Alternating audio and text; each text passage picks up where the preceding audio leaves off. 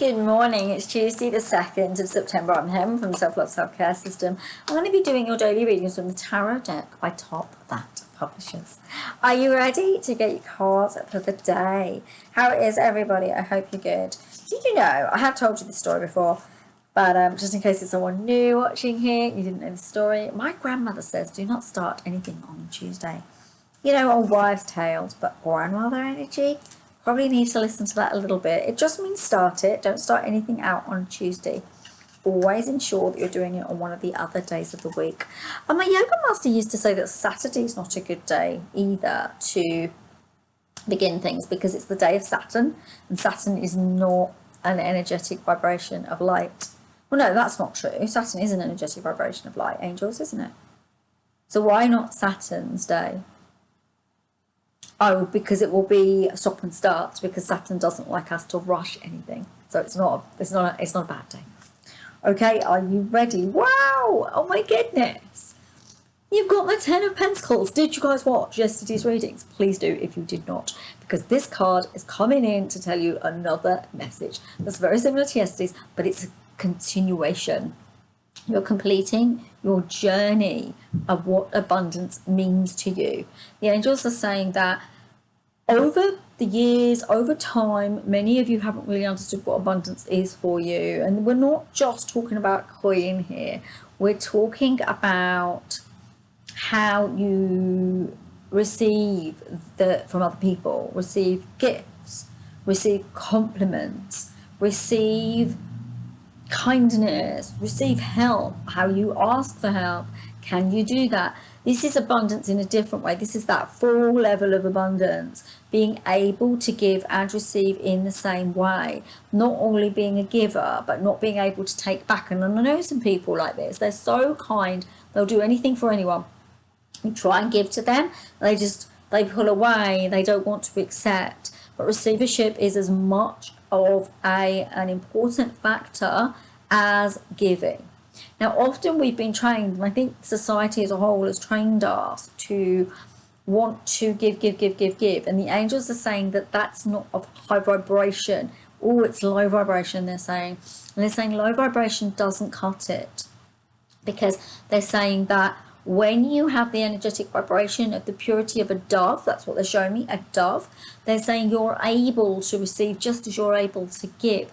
And they're actually saying that love and receivership are high tenets of self-love and self-care, and they really want you to tune into that. You're coming to a space now where you're recognizing the importance of you, the abundance of you. It's like you are the prize, you are the money, you are the abundance, and giving yourself that what you need so that you can have a life that you deserve. Yeah, that's gorgeous. Right, let's have a look at our next card. You've got two cards for the next cards. So we've got this one, and you've got two cards, and it's intriguing, right? Because they're both major arcana cards. So you've got this, then you've got the Emperor, and you've got the Death card. Now, the Death card doesn't necessarily significate death. It normally, more often than not, it significates something coming to a close, something finishing, something completing itself, but maybe in a way that feels a bit more uncomfortable, okay? So something is, you're rounding out on an issue, on a problem, in a space in your life where a close is coming to it, and it may feel like a loss to you. It may feel like you don't want that to happen, you'd rather it stopped, but you can't have all things. So for example, if you are going to move to a new job, you can't keep your old job. If you're going to move house, you can't keep your house as well as move to the other one, unless you're rich enough, of course. If you're rich enough, then you can. And then that brings us back to the monetary understanding of understanding money. I know we have a world where some people have more than others, and that's very, very, very unright. It's not right. It's not okay, is it? You know, there was I was watching something the other day, and it's people who've got more than they need. They've got the money. They can do whatever they want, and they were saying, "Oh, isn't it nice that they're living in a tiny little house, and you know they're very humble." Is that humble when you've got all that money still? You've got all that capacity still, for you to be like that and go, "Well, look at me, I can have anything." That I think it's almost a sense of rubbing the very poor people like their heads in the sand going, look at me, I can do whatever I like. And I don't think that is good integrity, and I don't think that that's kind. Kindness comes from stepping away or using the money or the aspect that you have in a way where it can help others. It doesn't work the other way around. But this card literally saying there's kind of an ending to something, an ending within your life, within your space. And then it comes into the Emperor energy, but I feel that being the Emperor will help you to go here as opposed to the other way around. I feel you being strong and connected to someone people can learn from and draw wisdom from will be the reason that the other thing comes to an end. There's almost a sense of, the angels are telling me to say that there's almost a sense of you were not rising into your full potential. And because you weren't rising into your full potential, right, you couldn't allow the ending of the way of behavior that you exhibit that is not of light. So you know when I was giving you the example of these rich people who can just live like in the land, oh, they're so humble, they live in a tiny flat, but they've got all this money. No, that's not it.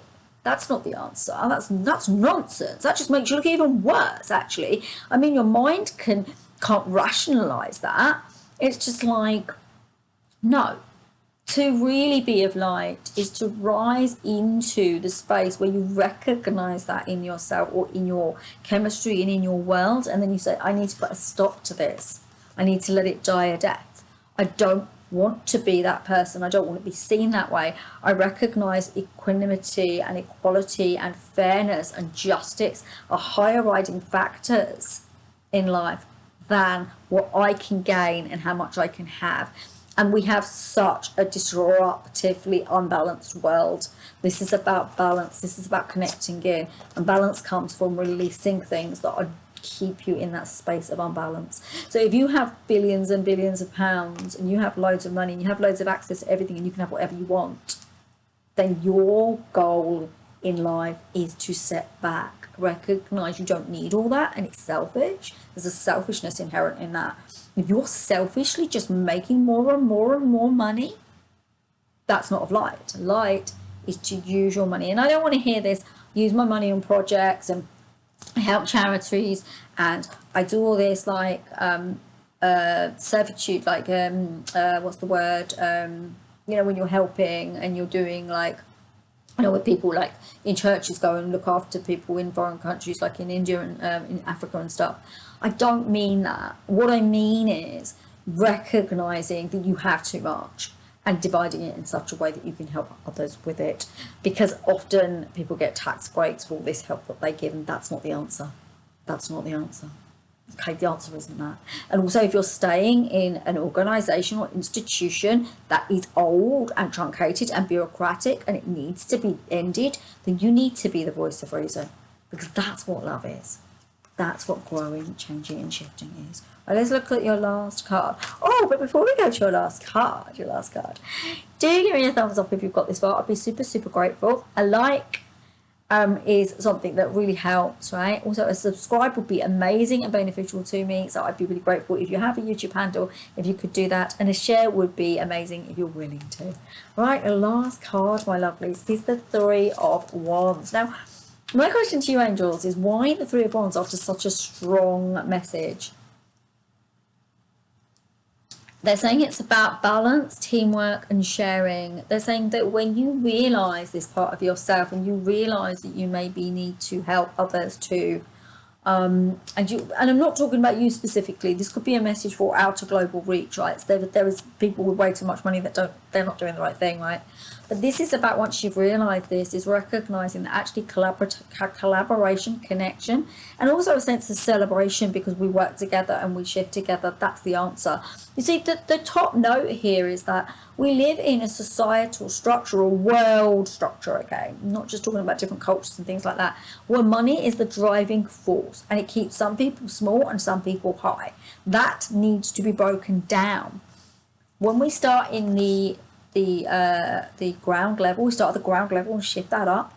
The higher echelons have to recognize their own craziness, and then what has to happen is we need to all come back together in a middle ground, and it will take time, and we're talking years here, we could be talking decades here, but this is about starting our gentle journey on that progressive step to make those changes, to have a world that is a better place where people can live in harmony and peace and work with each other in love.